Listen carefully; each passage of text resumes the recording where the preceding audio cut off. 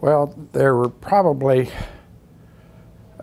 two things at least, and one of them was the growth of the multiple listing service throughout the state.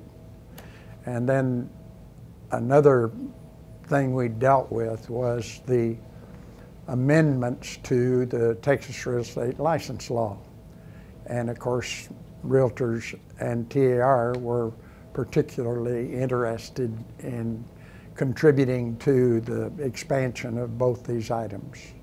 Even since the beginning days of multiple listing, there were those who had previous experience in simply being a cooperating broker and having a relationship with the broker that was going to be dealing with the buyer or the seller. And I think that there was a tendency to prefer retaining the old way, the way we used to do it. And yet I think gradually it's come about that multiple listing has been such a gift to the general public and certainly has enhanced the business potential for individual realtors. I think speaking to the virtues of multiple listing at every opportunity in their travels about the state, and at every meeting they would speak to the real benefits to the brokers and to the public by having multiple listing. The amendments that were proposed at the time were to strengthen the license law and to serve as a greater protection to the public, so that having a workable license law was our goal, and I think we contributed to that. The idea that we had 128 boards at the time, and I set a goal myself to have contact with all 128 boards.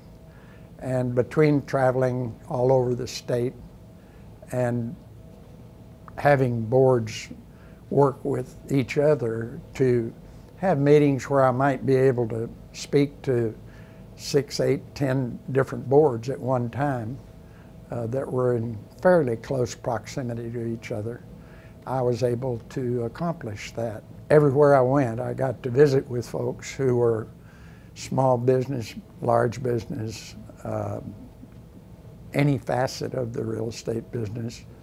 I got to visit with them and hear what their problems were on a current basis, and then bring that back to Austin, and at the next TAR meeting why we would address those problems, and hopefully, and in most instances, we were able to improve things. As far as success, TREPAC had been functioning for a while at that time, but it had not been as successful dollar-wise as maybe we'd always hoped it would be. And in 1980, we raised over $600,000, which was a lot of money for an organization to raise for political action. And it permitted us to have some successes in the political field. So I think that was very rewarding to have that be accomplished. We've always had the situation of big board, little board. When a board only has 25 members, that's a different crowd than a board like the Houston Association with over 20,000 members. And their problems are different, and yet many of their problems are the same. And I think the TAR can sort of meld it all together and make it work for both of them.